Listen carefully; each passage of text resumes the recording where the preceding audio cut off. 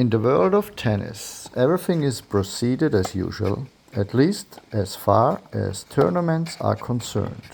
The hardcore season is in full swing, and the US Open is coming up soon.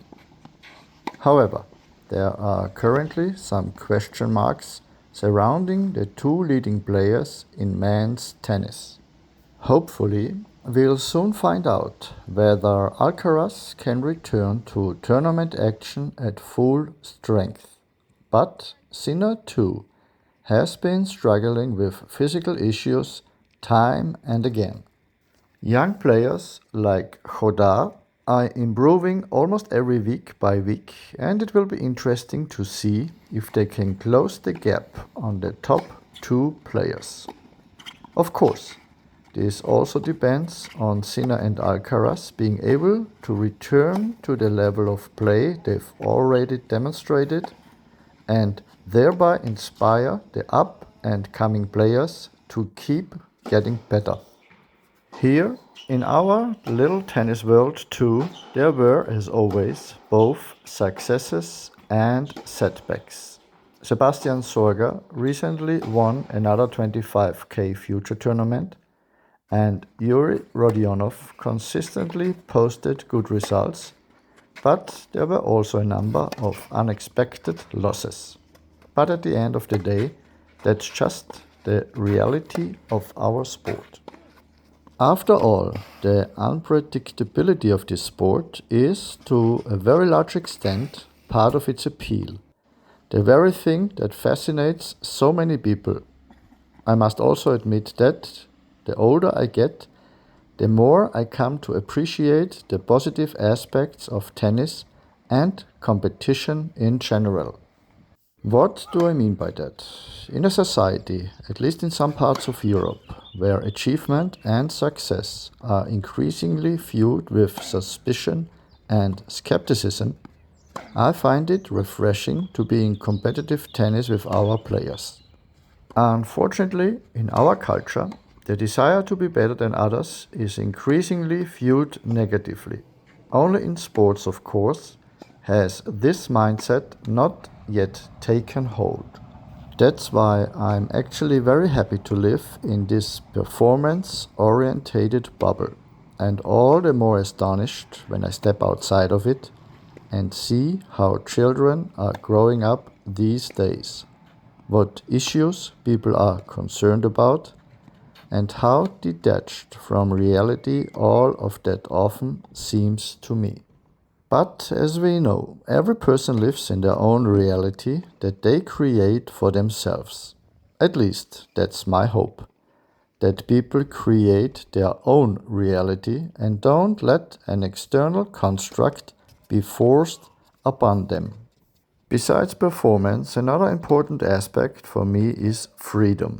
This freedom has always fascinated me in tennis as well. Unlike team sports, tennis doesn't require you to fit into a system that's designed for the collective.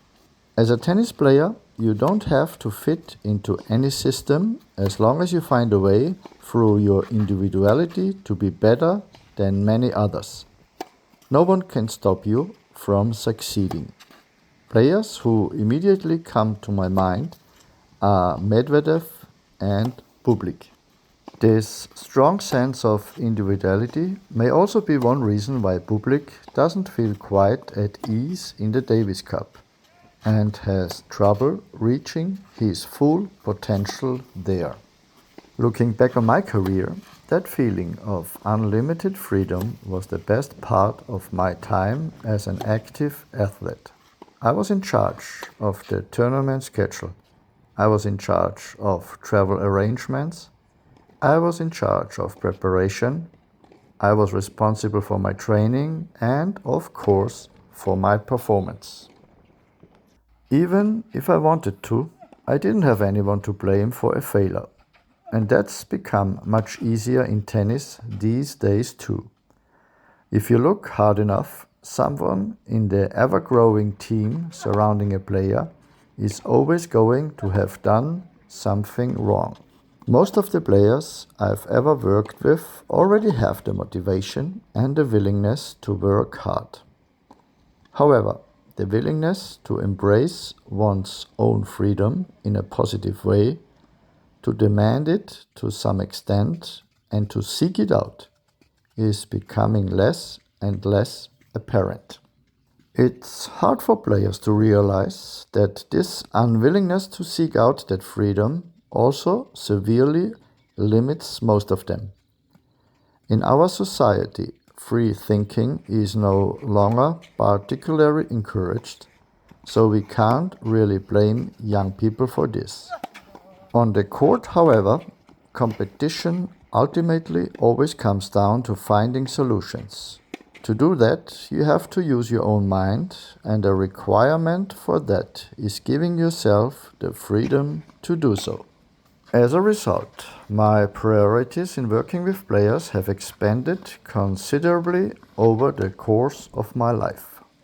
In addition to tennis-specific details, I try to encourage our players to embrace the freedom to make their own decisions, develop their own ideas, reflect on their tennis on their own, learn to find solutions, and of course take responsibility for them.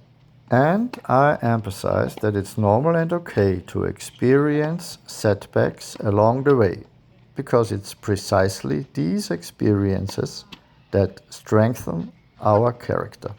It is precisely this idea of personal responsibility that often stands in strong contrast to our society, in which every negative experience is supposed to be blocked out as much as possible.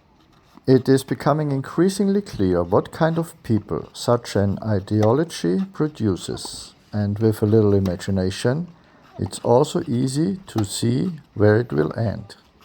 Weak people bring about hard times, and we have inevitably set out on this path.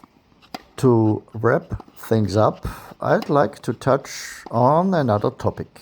As we mentioned in the last video, we've now been using our Degima app at the future tournaments, and we've also released another update.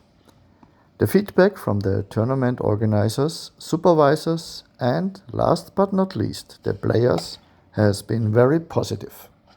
Our idea of using our app to improve the quality of the tournaments is working. My thanks go out to the organizers, and we will continue to try to enhance as many tournaments as possible with the app this fall. Thank you for your interest, and see you in the next video.